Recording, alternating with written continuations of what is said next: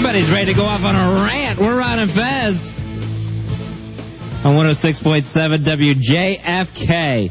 Because, Harry Elvis has been asking for a little part of the show every once in a while. He's a young comic/intern, and who's... I'm so glad he puts comic in front of the intern when he slashes that. I'm a young intern/comic. He wants to be an actor/comic, but now he's an intern/comic. And we all wanted to get together and hear one of your patented rants where you just pick a topic and just tear it a new a-hole. What's the topic about tonight, Harry? For my first rant, I thought I'd pick on a topic I know really well. The obsession with weight loss has gone way too far. Oh, okay. All right, people are walking out. Is this a bathroom break in between comics? Yeah. It's the check spot. All right. Now, see how he knows? He knows the term check spot. Yeah. That's good. So you know comedy. He's a comedy lexicon here. Right. He knows all the terms. Yeah. You can't walk in and out when the guy's doing his rant. All right, we're sitting at another table here, I guess. Yeah. All right, well, the obsession with weight loss has gone way too far. I was watching a show on MTV called True Life, I'm Going to Fat Camp, and at one point one of the counselors actually goes, I don't understand why more kids don't come to fat camp. Well, maybe you should stop calling it fat camp first. That might help. I don't think the Special Olympics would do so well if you started calling them retard races. All right? And, the thing is, you got to know when you're out of shape. I know I'm out of shape when I shower and I have to scrub that part behind me and I actually have to ask myself, is this part of my ass or back? You know you're out of shape. I know I'm out of shape because I get winded batching. And that shouldn't happen. I shouldn't be all out of breath in need of an energy bar after that particular activity. And the thing is, I decided, it's time to join a gym. Everyone's joining a gym. I join a gym. My personal trainer smokes. How badly does that reflect on me? How horrendously out of shape am I that now I'm willing to take health advice from someone who's collecting Marlboro miles? And the first exercise he makes me do is this thing called the lat pull-down, which, if you know anything about it, it works the muscle underneath your arms. I'm 5'8", 240. Aren't there a lot of other areas I should really focus on before going wild and crazy, on the triceps? And the thing is, I want to eat healthy. That's the key to fitness. But it's impossible. I tried to buy a fruit salad the other day. It was $6.99 a pound for fruit salad. Meanwhile, you go down to KFC, the chicken now comes in a 40-gallon drum. It's $1.17 with tax. Fast food is what's killing this country. Did you hear about those kids who are suing McDonald's? Because they didn't know that the Big Mac was unhealthy. You ever bitten into a Big Mac and not thought you were going to die halfway through that meal? Just come with an effing defibrillator when it's done. And I love fast food. That's the problem. My favorite fast food restaurant has to be White Castle, because I like any kind of establishment with bulletproof glass. I know when I have to go through a metal detector to pick up my order that I'm eating in style. And I have a friend of mine who loves fast food. She loves it. She gets really annoyed when the food doesn't come out the way it does in the pictures. And she's like, they didn't make it with love. I'm like, sweetheart, it's Burger King. Just be glad they didn't make it with jizz. All right?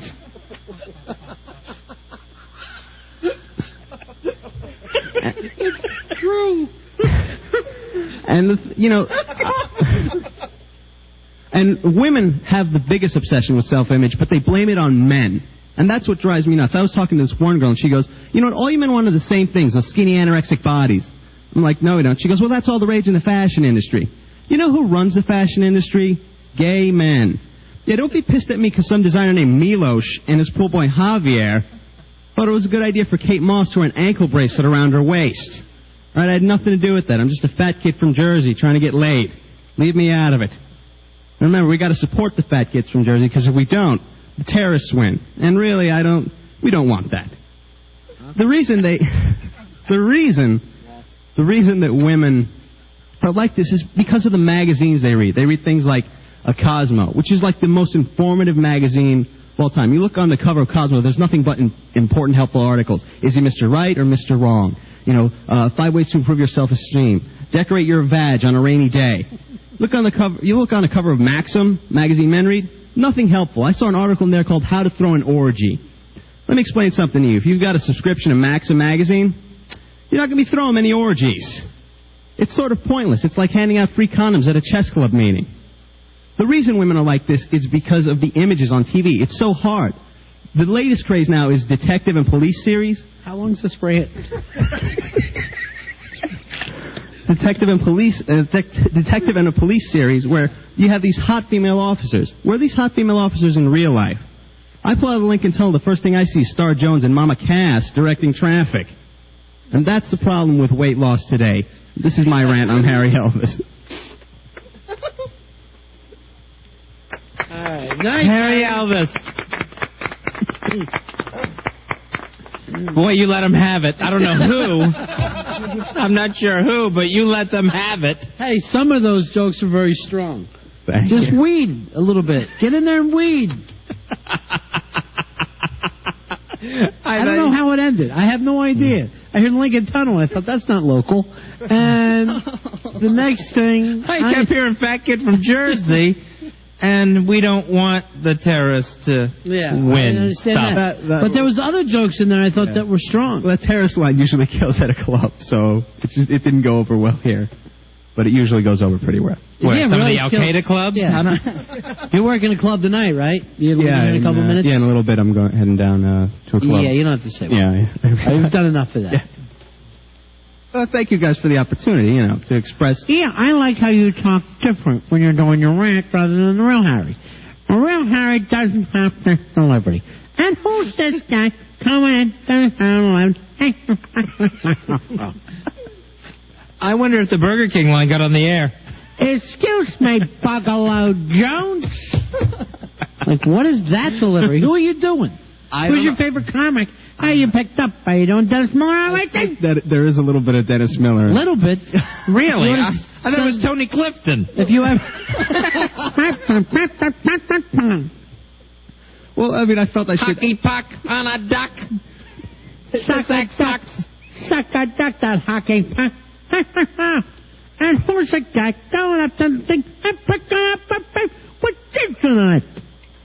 I thought I should add a little something to it because it's... No, be yourself. Well, that's usually how I do it on stage. I try to put a lot of energy into it. And... Yeah, but why you don't talk that way? When I talk to you, talk like this. Hi, how are you? Yeah. Okay. I don't know. Something takes over me when I know. Yeah, it's Dennis Miller. Drew, you're on the air. Hey, Drew. What's up, buddies? Yeah, buddy. Bye. 20229. Thanks. All I have to say is that Harry Elvis's rant was 100 times better than Rory's rant against Martin Scorsese. Might have been a little long, but it was great. I'll say this. You had the jokes, kid, and you're very funny. What do you think, Billy? Funny kid? Billy, you've done some comedy in your life. Yeah, I think his material's strong. Delivery needs a little work. Yeah, delivery is not his yet. That's all. Yeah. That comes with time. And that's the only problem. Every punchline you'd be like, and McDonald's, but and they was all fat, It was right. like, everyone was the same. You should give him your Red Bank tape to learn from. That how-to video you put out. That would be the how to not to. For that one episode of my career. Yeah. I thank you. All right, so why are you doing this now? I know, Mr. Sing-Song's going to teach us delivery. Why are all of a sudden we're talking to Kermit the Frog? 866-277-4969. You're a young guy and you're very funny. Thank you very much. What do I have to do now? Tip my waitress? I think he just moved over to do panel with us. Yeah. It's totally different when I'm doing my act from when I'm just sitting here. For some reason, I lose it. What? No, you actually are funny. Most of the time that you come on the air, you're not. Oh. Trying. Well, I'll try. I'll give it. But it was very funny. Nick, you're on Ron and Fez. Hey, Nick. Hey, that was pretty good, actually, but you need to cut it off, right after the Burger King joke, because after that you're just dragging it on way too long. Yeah, you got to tighten up. No, when people are saying that is because you run out of jokes, but that's okay. Next time you'll know. Just give them your A stuff. Cut it down. Just conduce it. Make it smaller and just go with it. Or keep using different adjectives for doing that. So you're doing the answer would have been yes. Okay. Why don't you just repeat what I say back at me? It just seems like it would sound awkward for me to repeat it. Does this happen a lot on stage? No, it never does. It really never does. Now, Billy, Rory's little rant against Martin Scorsese for being against the war, and then Rory comes out today he's against the war. Does that mean Scorsese has a new movie he wants to go see? I think he wants to see Gangs of New York before Oscars. All right, nice work on your rant, Harry Elvis. You missed it, Rory. You missed the Elvis rant. Yeah, I was running around doing something, so sorry. So all the trash is thrown out? Good. Nice. Yeah, nice. That's good. And someone sweep up all those orange peels out in the hallway. I'm sitting next to Harry Elvis, standing next to him, at a urinal. Oh, God. And the smell of oranges is permeating. And I'm like, what the hell is that smell? And it's his whiz. It's coming out of him. Citrusy and stanking up. Oh, my gosh. How many oranges? I know you're on this crazy orange diet, which isn't even a real one. Ask Billy Bob Thornton. He lost a lot of weight on it. I know, but he actually turned orange doing it. Now, according to Matt Drudge, Fezzi. Yes. Tonight's the night the president decides. Really? I guess he's going to have a heart-to-heart with himself. He's going to have a sit-down. He's going to give himself a checkup from the neck up and decides whether he's going in or not. What do you think, Fez? Are we going to war? Are we going to go to war? Yeah, we're going to go to war. Rory, I know you're worried today. I'm still very worried, but yes, we are going to go to war. Harry Elvis? At this point, they're so far deep in, I don't see how they can't. Yeah, that's the problem. Right. They're right. Entrenched. You're right. Because he sent everybody over there thinking that the entire world thinks like him and goes to his same Bible study class. And now he doesn't know how to get out of it. He's got 300,000 people over there. 300,000, another 80,000 left today to take it over 300,000 so when they eventually get there. About. Now, what happens, though, when the UN says, no, we won't do this? You know, the veto comes up. What is he supposed to do, and what is he going to do? What he's supposed to do, I guess, is wait for more inspections or another resolution. I think that's what he's supposed to do. Sit down and talk it out and figure it out, right? Right, and, wait for more Hans Blix reports to come in, which we're going to get another one on Friday. Yeah. What he's going to do is he's going to say, I already have Resolution 1441, where all 15 members of the Security Council said, yes, dire circumstances for Saddam Hussein if he doesn't disarm. He'll go based on 1441. Wow. And he'll actually say, I have the UN backing to do this on a previous resolution. Even where they're yelling, no. Right. No. We just set that up. That's awkward. It's very awkward. All right, now let me ask about this. Mm-hmm. I mean, I know, the rules of what's supposed to happen. Let's say next week when the United States, Britain, and Spain throws out a new resolution. Let's say he gets his 9 votes, his majority in the Security Council, but France or Russia throws out the veto. I know that vetoes the whole resolution, but if he's got a majority on the Security Council, what position does that put everyone in? All right, let's suppose this. Let's suppose Germany wants to march into Poland again. Right. And they put it out there. And it goes, they've got 9 votes. Yeah. And we say no. Okay. We're the United States, no. Do they march into Poland without us doing something about it? No. No effing way. No. Right? All right. So that's why that veto is there. So we can say, it's all real nice that Uganda's here. Yeah. But let's not think Uganda is the same as France, Russia, Germany, America. Right. So that's a big deal. One of the veto things is like, we have a veto here. We can have a vote, but we're not. Are we getting on the plane? And Fez says no. No, we're all hopping on the train. We all have a vote. And that's happened. But we're taking the train. All right. So, yeah. I mean, it's a big deal. No matter what happens, is anybody going to stand up against us? No, I don't see that happening. But it's a very strange thing. It's very odd. And with the France element, now today France, Germany, and Russia all got together and said, we'll make sure this new resolution doesn't pass. All right. No one actually said the word veto, but they said they'll use their means to stop it. Yeah. All right. Now, this thing I heard about France today is France might come around. After this statement today by the foreign minister, France might come around. But who said it?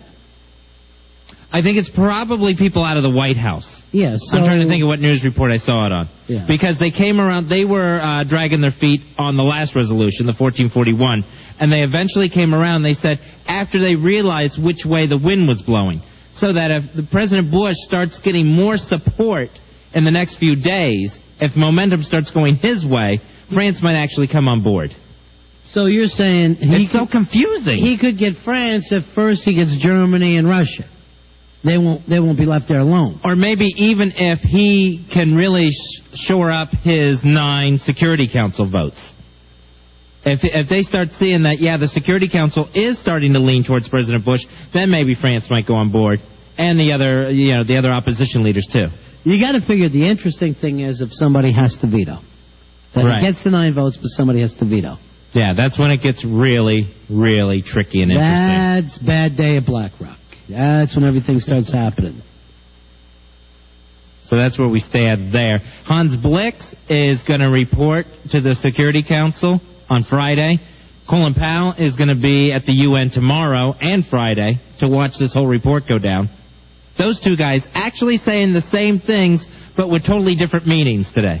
And as we're doing all this stuff, we just sent a boatload of bombers. How many bombers altogether, Roy? 20? Yeah, it was more than 20. More than 20? It was 24. 24 bombers. Over to Guam to keep an eyeball on this North Korean conflict. Here's one of the things that we were wondering about.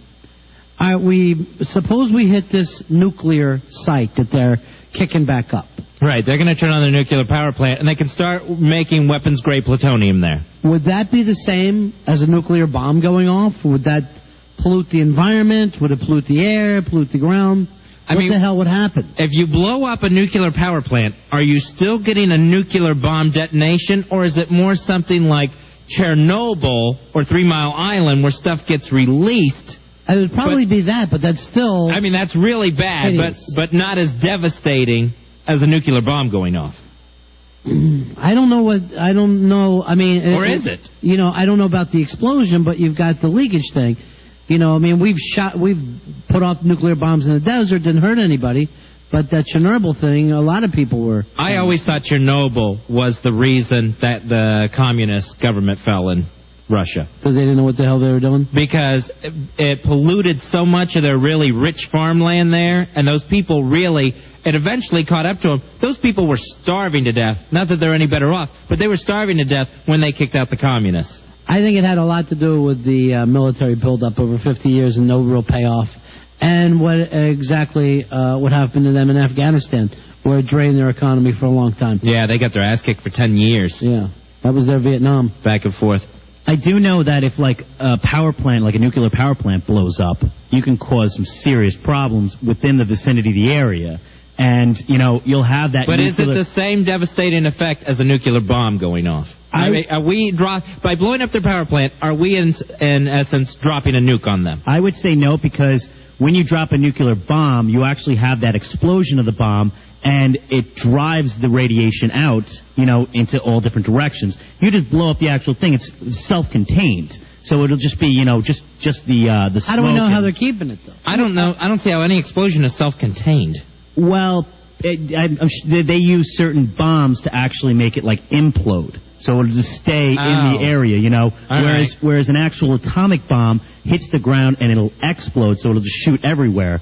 They have, imploder bombs or something like that. I'm not 100% sure on what it's called, but... Why are you laughing, Wonder Boy? It sounds like you're BSing again. Yeah, I never heard of an imploder bomb. No, it's a certain thing that it'll suck everything in with it, but it'll still cause problems. All right, are you still going to the Marine Corps? Have you looked in any further?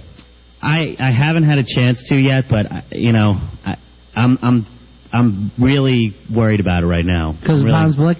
Yeah, and I also, And you're having second thoughts. That Hans Blick thing is your excuse. That's your way out of joining. Well, it really worries me. He doesn't believe in his country. He doesn't believe in his president. It's not a bad thing.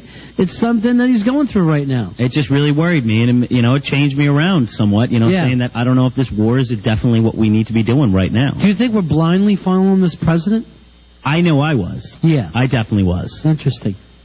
What are you laughing at, Wonder Boy? You were blindly following him until we said you're not going to do it. Put up or shut up.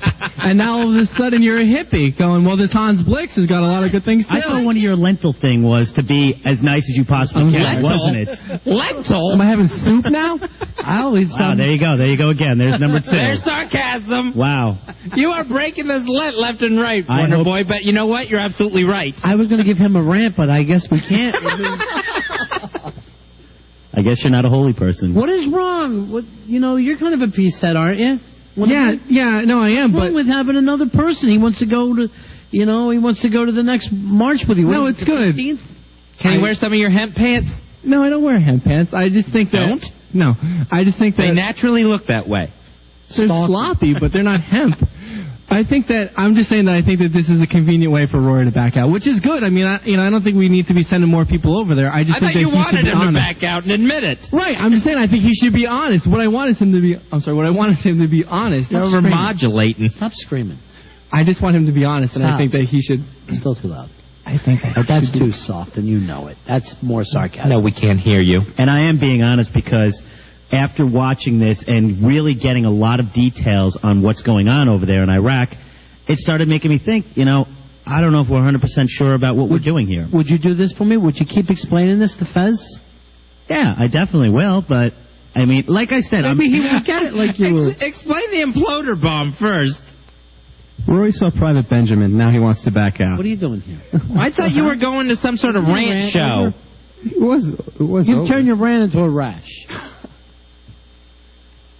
And Private Benjamin wasn't worth jumping in here with. All right? You mind? We're taking a break. Some of the ranchers will be asked to leave the studio. Thank God. Ron and Fez Show.